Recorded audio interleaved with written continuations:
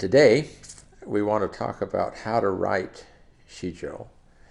And there are several different methods, and I'll go into different things that we can try. And students are all different. Some students approach poetry one way, some students approach poetry in a different way. You got to find the way that student best identifies with poetry. So I'll give you several examples of things you might try. One of the first things to do to understand Sijo is to learn the rhythm of the Sijo.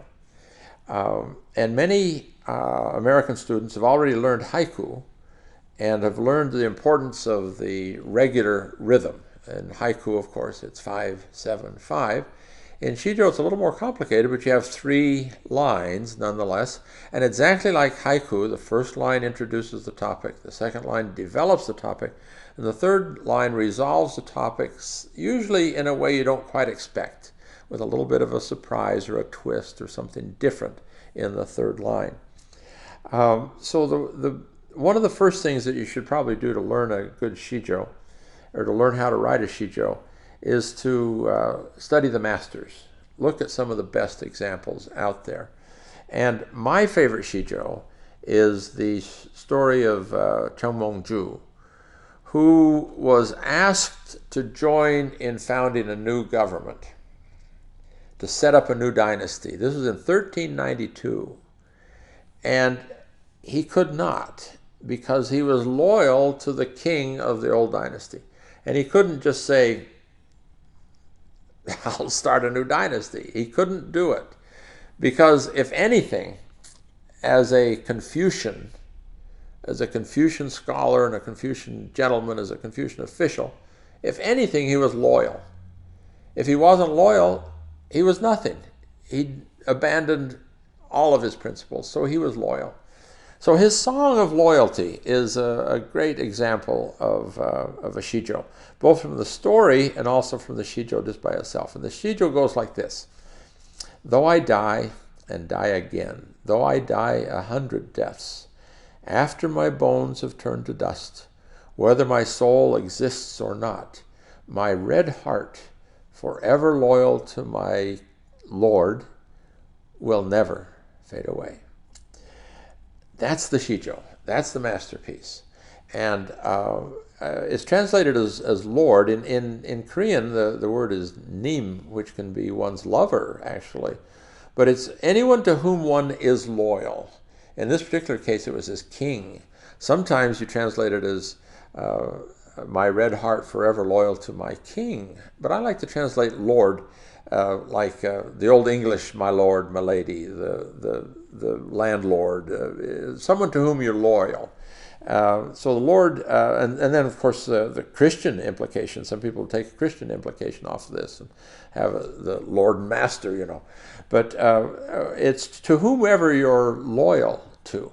So this is a great song of loyalty. Though I die and die again, though I die 100 deaths, after my bones have turned to dust. Now think of that. That's a long time after your bones have turned to dust. Whether my soul exists or not. Now, this was at a time when Buddhism and Confucianism were rivals to each other. And in Confucianism, they don't talk about reincarnation. But in Buddhism, they do.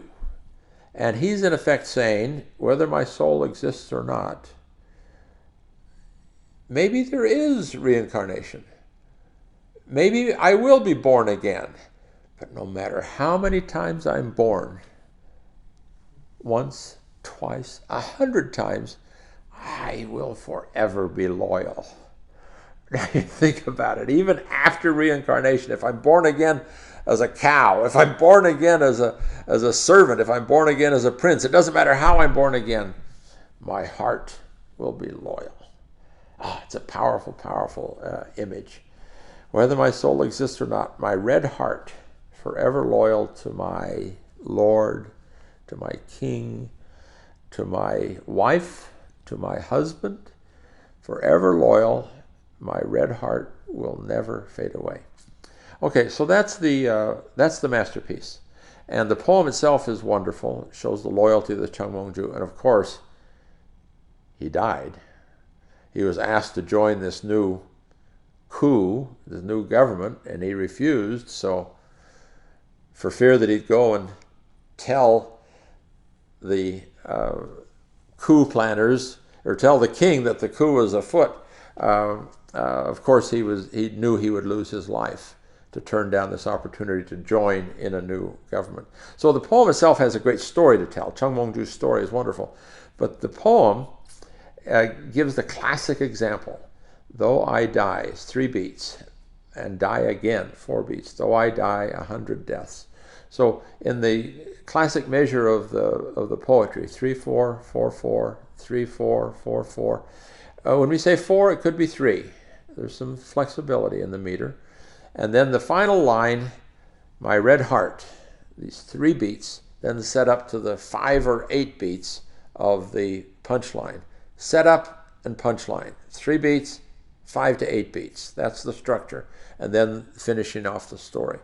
Sometimes in English, the punchline comes in the last few beats, but originally it should come in that 3rd line in that 2nd segment with the more than 4 beats. So my red heart, forever loyal to my Lord, will never fade away. So look at this poem as the classic example. This is the pattern upon which all other shijo are built. So that's one of the first things to look at as you learn about shijo. So when you look at other shijo, then this one is your example, and all other shijo fit into the similar example.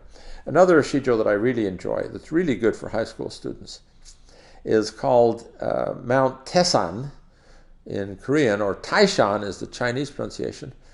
But the first line says, Taishan is the tallest of mountains. So since the tallest of mountains is really Mount Everest, I translate it as Everest. And I say, Everest is the tallest of mountains. That's the first line. Everest is the tallest of mountains. And you listen to this and see what you get out of this poem. Everest is the tallest of mountains, yet it is under the heavens. If one climbs and climbs and tries, there's no reason one can't reach the top. Yet some say they cannot make the climb. The mountain is just too high. Now, the meaning of this is, of course, symbolic. It has nothing to do with mountains, except symbolically. We all have our mountains to climb. And all of us climb certain mountains, but all of us fail at other mountains, right? We all can't do everything.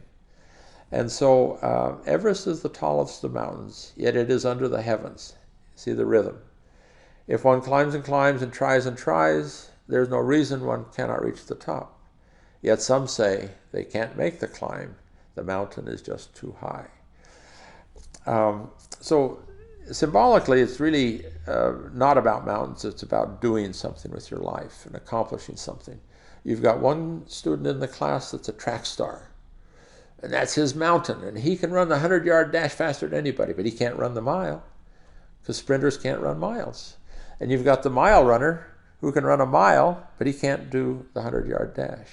And you have the violin player, and you have the piano player, and everyone has their talents. And this is a great poem to encourage people to develop the talents they do have, and don't worry about the talents you don't have. If you can't play the violin, it's not the end of the world. So this helps students who might have a little bit of concern about failing in something, but you encourage them that they have their Everest that they can climb. So those are two great shijo. One about loyalty, one about success and trying hard and doing the best you can. And they both fit the meter. So to learn a few of these great shijo, and then to use that pattern to learn other shijo, is a great way to learn how to do shijo. So that's lesson 1 in this series. Thank you.